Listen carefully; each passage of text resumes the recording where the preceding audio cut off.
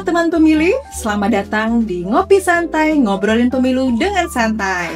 Nah teman pemilih, kali ini kita akan membahas mengenai topik yang sangat penting, yaitu pemutaran data pemilih berkelanjutan. Untuk membahas hal tersebut, saat ini telah hadir bersama kita Bapak Haryanto Ardi, Ketua Divisi Perencanaan Data dan Informasi KPU Kabupaten Musi Banyu Asin. Selamat datang Bapak. Baik, terima kasih.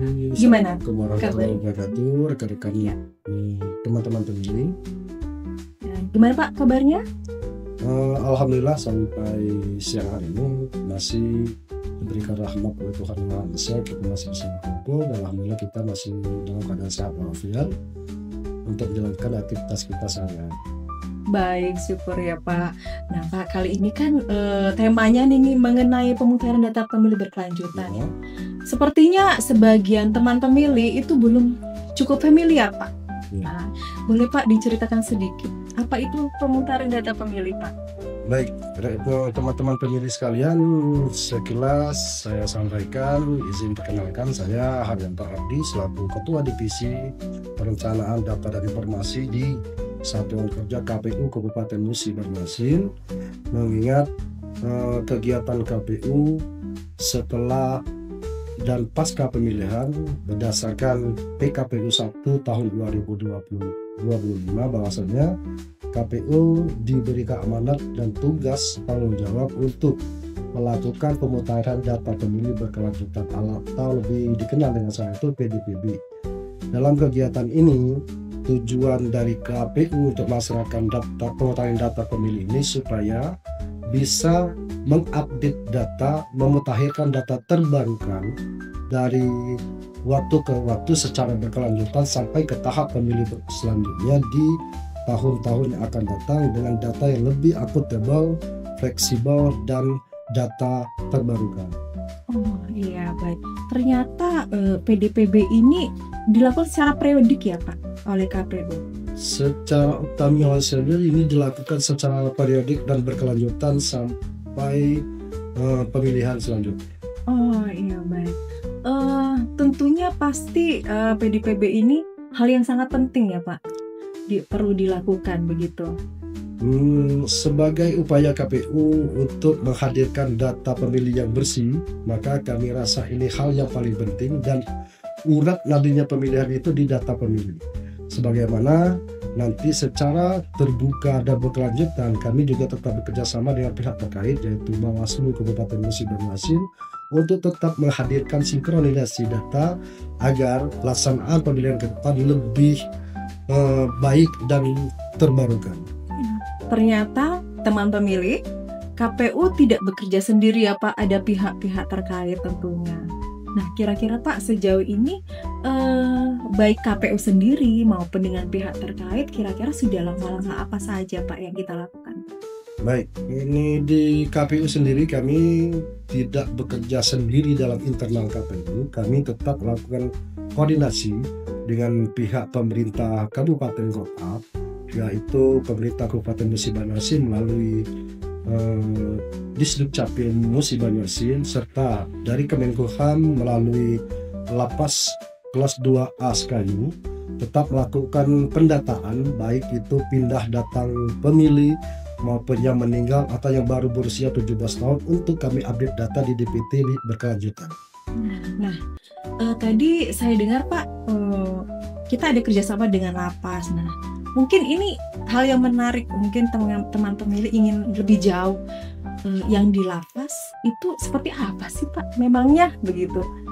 Jadi teman-teman pemilih, berikut kami sampaikan apa itu pemilih lapas atau pemilih yang dikategorikan itu pemilih loksus atau lokasi khusus, yaitu bagi teman-teman pemilih yang berada di rumah tahanan atau lapas yang tidak dicabut hak politiknya, itu masih bisa menggunakan hak pilihnya, tetapi penggunaan hak pilihnya itu dilaksanakan di rutan atau lembaga pemasyarakatan di wilayah kerja Kabupaten Musi Banyu Asin. Iya. Jadi artinya PDPB sendiri ada sasaran-sasaran khususnya ya Pak ya? Iya. Oh iya baik. Selain di lapas, kira-kira daerah mana saja Pak, khususnya misalnya di Musi Banyu Asin? Di Musi Banyu Asin kita semuanya di seluruh kecamatan, di seluruh Kabupaten Musi Banyu Asin, baik itu terjauh terpencil, tetap kita laksanakan pemetaan data pemilih dengan bekerjasama dengan pihak pemerintah kecamatan melalui camat dan Kades dan Lurah. Nah tadi untuk daerah terpencil seperti yang Bapak sebutkan tadi, ada hal-hal menarik atau hal-hal yang menjadi catatan atau yang Bapak bisa ceritakan kepada teman pemilih Pak? Baik, untuk daerah terpencil atau perbatasan khususnya Iya. di Kabupaten Musi Banyu Asin, kami ada satu wilayah kecamatan yang cukup jauh dan terluar, yaitu di Kecamatan Banyu Licir, tepatnya di Desa Muara Medap. Iya. Kenapa harus diupdate dan dimutakhirkan datanya? Nah, di sana terdapat beberapa, ada sekitar 3 TPS dengan sekitar 900 orang lebih. Itu adalah berbatasan langsung dengan daerah Muarajambi. Yang notabene-nya domisilinya di kita, terkadang KTP-nya di Kabupaten Muarajambi ataupun bisa sebaliknya. Maka daripada itu pindah data penduduk tetap kita utamakan di sana dan kita perhatikan di sana. Oh ya. Nah Pak, saya penasaran, mungkin juga teman pemilih ingin lebih tahu kenapa di daerah-daerah tertentu yang seperti Bapak cerita tadi seringkali terjadi itu data-data yang perlu dicek lebih jauh gitu Pak. Ya, dengan data yang perlu kita update dengan rekan-rekan di perbatasan, khususnya di 3 kecamatan di Musi Banyu Asin, yaitu di Kecamatan Lais yang berbatasan langsung dengan Kabupaten Banyu Asin, di Kecamatan Sangadesa yang berbatasan langsung dengan Kabupaten Musi Rawas, serta di Kecamatan Banyu Licir yang berbatasan langsung dengan Kabupaten Muara Jambi. Ini orang-orang atau masyarakat kita, teman pemilih ini, kalau dari segi kependudukan kita bisa mengetahui betul domisili kependudukan, tetapi secara gestur masyarakatnya, kalau dilihat dari sudut pandang mata terbuka, ini bukan orang kita pada prinsipnya. Tetapi begitu ya Pak. Di dunia data pemilih, kita bisa memasukkan dalam data pemilih itu apabila data kependudukannya ada di wilayah kerja satuan kerja di KPU Kabupaten Musi Banyu Asin itu sendiri. Makanya perlu kita cross check data di ke bawah dengan diawasi dan menggandeng rekan-rekan Bawaslu untuk memastikan masyarakat itu memang warga Musi Banyu Asin atau tidak. Oh iya, artinya sebetulnya perlu juga peran aktif dari masyarakat ya Pak. Nah iya, jadi teman pemilih mungkin perlu harus tahu juga. Jadi program PDPB ini kami sangat mengharapkan partisipasinya. Teman pemilih bisa mengecek masing-masing apakah sudah terdata atau belum, begitu ya Pak. Nah, bagaimana itu Pak cara mengeceknya Pak ya? Baik teman-teman pemilih sekalian, untuk rekan-rekan pemilih yang dalam kategori kami di KPU Kabupaten Musi Banyu Asin itu generasi Gen Z-nya, silakan gunakan jaringan internet rekan-rekan sekalian untuk cek portal, cek DPT online KPU Kabupaten Musi Banyu Asin di www.kpu Kabupaten Musi Banyu Asin DPT online, atau silakan hubungi operator atau admin di perencanaan data informasi di Kabupaten Musi Banyu Asin, atau teman-teman bisa datang langsung ke kantor KPU Kabupaten Musi Banyu Asin di Jalan Muara Teladan, Kecamatan Sangat. Oh ya, nah teman pemilih mungkin kalau untuk datang, mungkin ada yang rumahnya jauh ya Pak, lokasinya jauh. Apalagi Gen Z nih mungkin lebih simpel, bisa buka HP, cek di DPT online, www.dptonline.go.id. Oh ya. Teman pemilih dapat mengecek di www.cekdptkpu.go.id mengenai apakah nama teman pemilih sudah terdata atau belum ya Pak. Nah, lalu kira-kira nih mungkin teman pemilih mau tahu pada saat nanti dicek oleh petugas, atau mungkin teman pemilih lihat nama saya belum terdaftar. Nah, bagaimana syaratnya supaya terdaftar ini?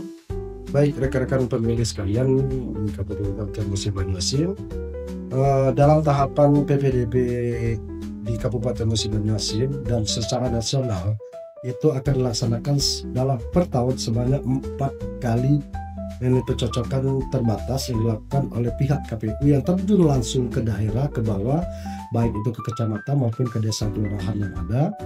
Dan apabila petugas kami hadir di wilayah saudara dan untuk mengecek identitas kependudukan, silakan persiapkan terkhususnya KTP elektronik dan kartu keluarga.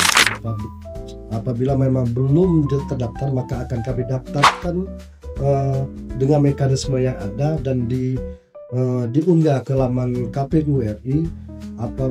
Dan di bawah juga apabila kami temukan bahwasanya dalam DPT Kabupaten Musi Banyu ditemukan yang bersangkutan sudah meninggal ataupun yang bersangkutan di bawah umur tetapi sudah berkeluarga, itu silakan buat bukti bahwa yang bersangkutan memang sudah berkeluarga dengan melampirkan surat keterangan dari kepala desa atau lurah yang bersangkutan. Oh, jadi ya Pak, ternyata KPU ini memiliki tahapan pencocokan ya? Iya. Itu 4 kali setahun? Dalam setahun dilaksanakan 4 kali. Iya, 4 kali. Artinya cukup memiliki waktu yang banyak ya teman pemilih. Nah, jangan lupa teman pemilih, pada saat ada petugas kita KPU yang datang mengecek, itu mempersiapkan KTP elektronik dan kartu keluarga Pak ya.